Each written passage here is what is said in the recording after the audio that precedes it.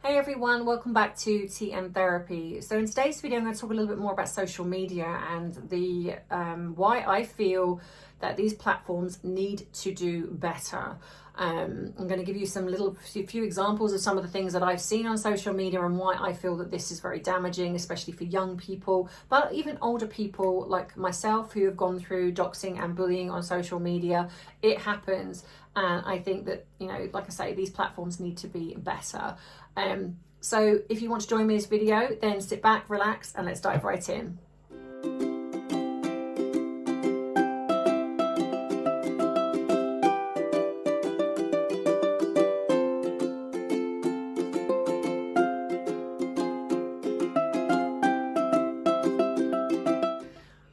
So as someone who has been on social media for quite some time now, one of the things I will say is that I had never experienced or understood or empathized with people that have bullying online. I was always of the perception that shut it down, turn off social media. It's not a big deal. But since being on social media, since my job is now predominantly on social media, and I have started to watch some of the things that are kind of going on social media. I am actually very shocked at how little policing there seems to be. Now, as of this moment, I am on YouTube, I am on TikTok, I am on Instagram. 2 years ago, I was on Twitter and I suffered the worst case of doxing and bullying. It started with someone who decided they didn't like me. And it just escalated from there, where other people started to join in, other people started to jump on the bandwagon, and it spread like wildfire. Now, I think that when you are going through something like that, and when I work with a lot of young people prior to this, because I had no real level of understanding of how damaging or how debilitating it can be to have your name thrown around social media and the lies that are said, and not only that, lies that are easily believed by people. What you have is that you have, in my opinion, very unhappy people that sit behind a keyboard and hide and troll other people. And when you're working with young people, it's very hard to say to them, we'll just shut it down. Because a lot of the time, social media is their lifeline. Especially when you have when we were in lockdown, there was, that was all people had was online. You weren't able to go out. So it was a lifeline for people. And so what I started to realize is that it's not as simple a case of saying, well, shut it down. So what I then had to look at was, okay, well, I'm going to have to then find a way to navigate it myself. And then when I found a way to perhaps navigate what is going on, and I've gone through the stuff that I've gone through, then perhaps I can then be more informed in working with other people on this. And so I think the first thing was to acknowledge that we are human, and that when these things are said about us, that we have to acknowledge how we feel about that. It isn't enough for people to go, oh, just ignore it, it's online. It's very hard to do that. When you're waking up and you're seeing things said about you, that especially if they're not true, and even if they are true, it's still very hurtful to see them, and especially if it comes from somebody that's supposedly, say, a friend or even family. These can be very, very damaging, and it can really affect your mental health. So for me, what I would say is, at the time for me, the majority of what was going on for me was on Twitter.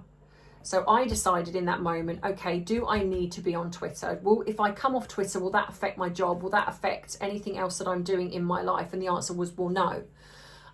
So I decided in that moment that, okay, if I can just take away the bulk of it, then that's at least something. I mean, it was going on in other areas, but the majority of it was Twitter. So when I work with clients, I say to them, okay, so what platforms are you on?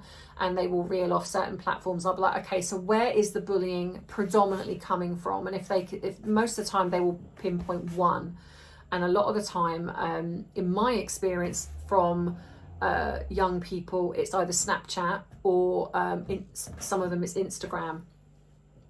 So I will always say, okay, well, if that's where it's predominantly coming from, for the minute, while it's at the height of where it is, come off that account. You don't have to deactivate it. You don't have to, or at least make it private, so you can monitor who you see coming through. And most media platforms have that ability where you can monitor the comments. You can put in words. So if these words are spoken in the comments, then they don't come through in the comments, they get flagged. Now, obviously, this doesn't solve all of it, and it doesn't solve people still trying to get through and the bullying that can happen. So then the other thing was then when I work with people is, is any of it true? And in most cases, it's either there's a fraction of it true, but it's been embellished to be bigger than what it is. Like, for example, well, some of it is, I kissed this boy or I kissed this girl, but now I'm being told that I've slept with them, and I'm being called what is. So it's okay. So you kissing somebody, that bit's true, but the rest of it isn't. Okay. So then what we have to work on then is working in a way that doesn't affect you. Because the hardest thing, especially when you're working with young people, is getting them to not let something affect you. Like, this is a lie, this isn't true. And you want to run around kind of going, this isn't true, I didn't do this.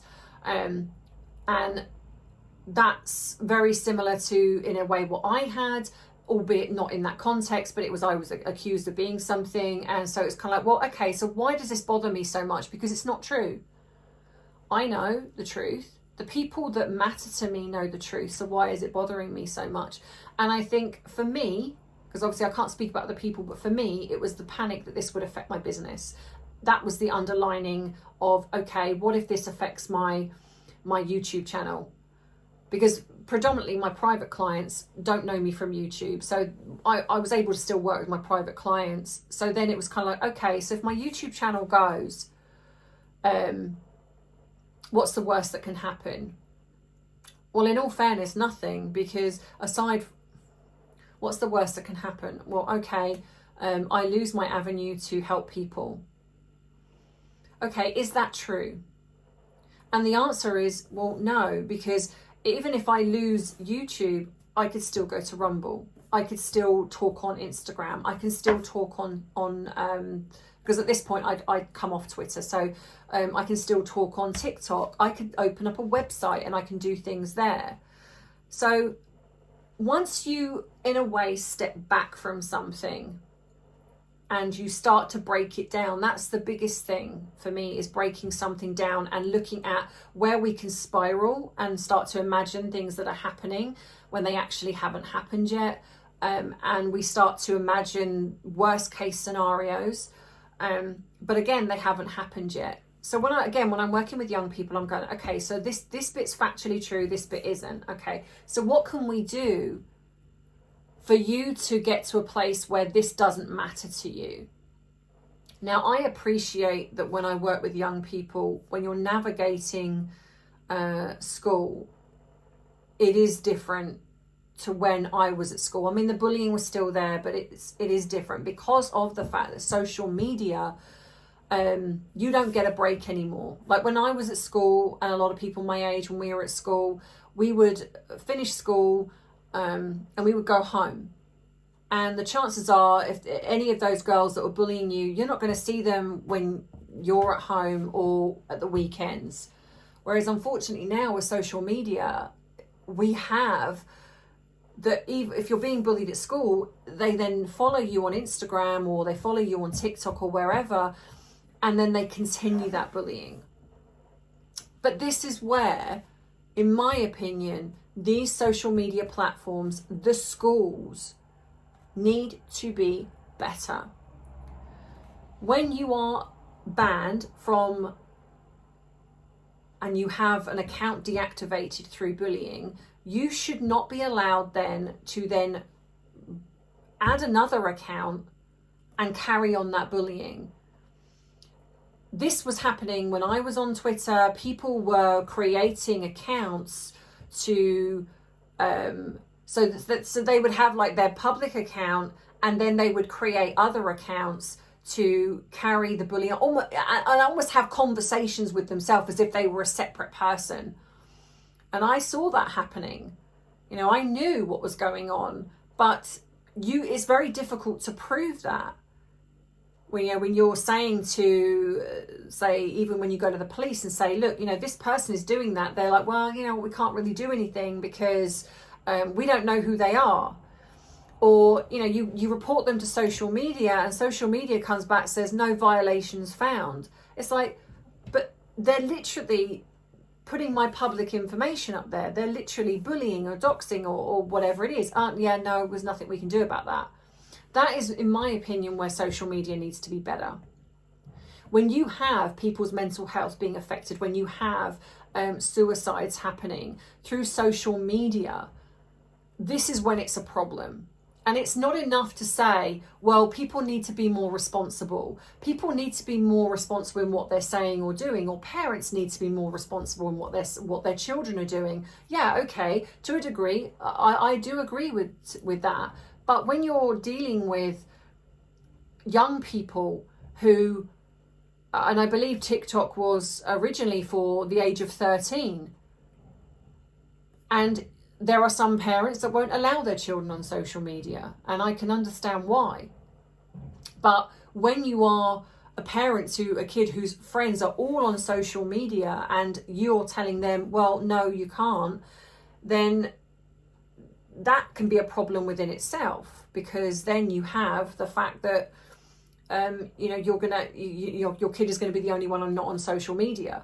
So where do you go with that?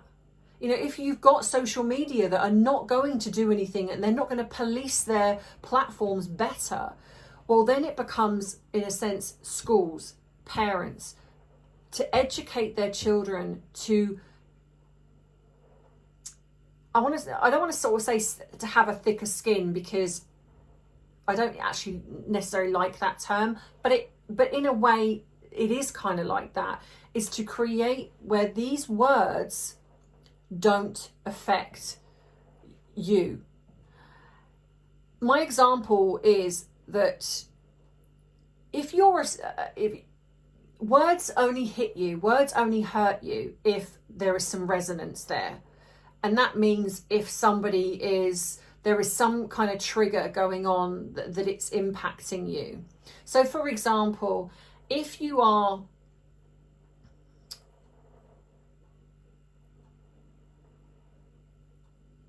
So for example, if you're somebody that say it's got a really high IQ and you class yourself as a pretty intelligent person, and then someone comes along and says, you know what, you're really stupid, you're really thick, is that necessarily going to impact you? Because deep down you're like, no, I'm not.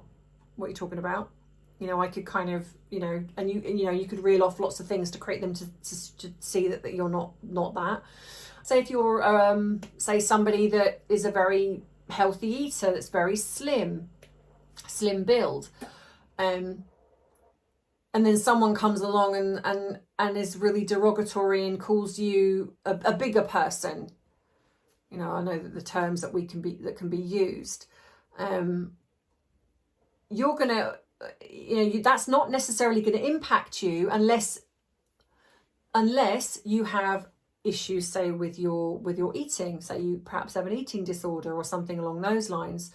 But if you are generally a healthy person and you don't have those issues, if somebody then comes along and says that, you're gonna look at that person and go, no, that doesn't impact. And I'm generalizing here, because I'm not saying there are not people that do struggle. What I'm trying to say is if it doesn't impact you, if there isn't a trigger there, then whatever somebody says is going to bounce off you. The two reasons we become hurt by somebody is well, the main reason is if it impacts, but it's either if the person saying it, you are hurt by the fact that it's the person saying what they're saying, because it's not something that you would have expected from them. So you feel hurt by that, or there is some resonance into what the person is saying, and there is an insecurity within you that, so when they say what they say, it affects you. So my job then as a therapist is to look at why the person is being affected by the things that are being said. Because if that person says something to you, say in a foreign language, in language you didn't understand, well, you wouldn't be impacted. They could call you all the names under the sun and you wouldn't be impacted by that because you don't understand them. It doesn't mean anything. It hasn't affected you.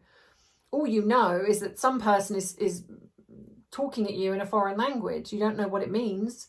Well, in a way, it's the same type of thing. If what somebody is saying doesn't impact you, then it doesn't have the desired effect. And this is what bullies want. They want that desired effect. Whatever the outcome is, whatever the trade-off is for a bully, if they don't get that, then there's nothing. There isn't anything. The reason they do it is because they know they can, and they know that they can affect you in some way. So what I would say to you, if anyone watching this, is if you are going through bullying, first and foremost, please make sure that you don't go through that alone. Please try and reach out to somebody, even if it is a friend. Speak to a family member. As some of you may have school counsellors, go to a school counsellor, speak to somebody. And I do hope that the person that you do go and speak to is understanding and empathic towards what you're going through. And then if you are a parent and saying you're watching your child go through some bullying, what I would suggest is, if you're not able to get through to them yourselves and they don't have the means to go to the school and the school isn't listening, is get them to see a professional. Because what a professional will do is help them, hopefully, in looking at why they're affected by what is being said about them, working on those things. So then when people do bully or attempt to bully, it doesn't go anywhere. Now, I'm not saying that there are not extreme variations of bullying. I know that there is things can get very violent. And I'm not saying that is an easy fix. It isn't. And if that is happening, then obviously more people need to be involved in this to stop this from happening. But this is for people that perhaps are going through something, whether it's online, whether it's at school, or even if you're at work, whatever it is. If you are being bullied, whether it's at work, whether it's by a family member, by a friend, by someone at school, wherever it is, you first look at what it is about what they're saying or what they're doing, and get to the root of why it's bothering you. Because if you can get to that place and you can work through that, then when they are doing what they're doing, it will not have an impact on you, which means then they're not getting anything from it. And it can be a bit of a lengthy process, but I promise you that if you work on those things enough, the biggest thing that you can do to a bully is literally ignore them. Is act as if, anything they're telling you just doesn't matter. Even if it does, you act that way, and then you can deal with it, say, when you get home. If it is happening on social media, like I say, shut down the biggest protagonist, whichever platform is the biggest one. Just deactivate the account for a period of time. You don't have to completely delete it, but just shut it down for a little while, just so you can get to grips with what's happening and work yourself out. But ultimately, the bottom line is nothing, no media platform, nothing is worth your mental health. If you feel yourself getting to a place where it is a really dark place, come off. You can always go back on at a later date. It is not the be all and end all. It really isn't. And I understand that for some kids, it's a bit of a lifeline, and I get that. But if it's affecting you and making you so miserable, and the bullying is happening more online, then step away from it. Step away from it. If it's going on at school and the teachers in the school are not listening, then if you're a parent, then maybe the option is to move your child out of that class or out of that school into a school that isn't, where this isn't happening. Now, like I say, I appreciate that these things can seem as if, oh, it's just a simple fix. I appreciate that it isn't. And I understand that sometimes these can be lengthy processes, but there are avenues to go down.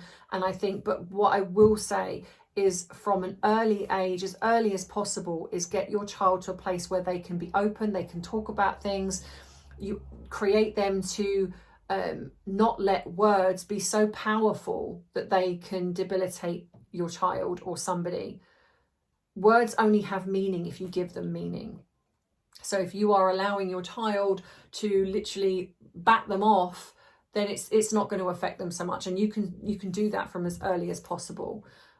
Create your child, like I say, almost to have that shield in front of them where no matter what is said, it doesn't faze them.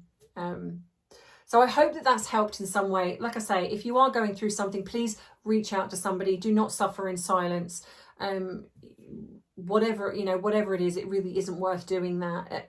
Be mindful, notice, people, be aware of the people around you. If you're starting to notice someone's behavior declining, they're going more introverted, or something's changing in their behavior, maybe reach out to them, because maybe they are going through something and they just don't know how to ask for help. Because unfortunately people, there is this thing where people seem to think that if you're going through something, you'll ask for help. Not everybody knows how to, not everybody is able to ask for help. So if we're more aware of the people around us, whether it be your children, your siblings, your friends, work colleagues, etc., then hopefully the less people will suffer in silence. So I hope this video has helped you. If you have enjoyed this, please give it a thumbs up. If you haven't subscribed already, please think about doing so, because it does help the algorithm, and you also don't miss future uploads. If you'd like to treat me to a cuppa, the link is in the description box below, and also it is above the subscribe button, I think, or maybe it's not, I'm not sure. My PO box is there. If you would like to write to me, you can. My email address is there. You can also send me an email. But yeah, so in the meantime, have a lovely rest of the week, and I will see you in the next video. So take care. Bye bye.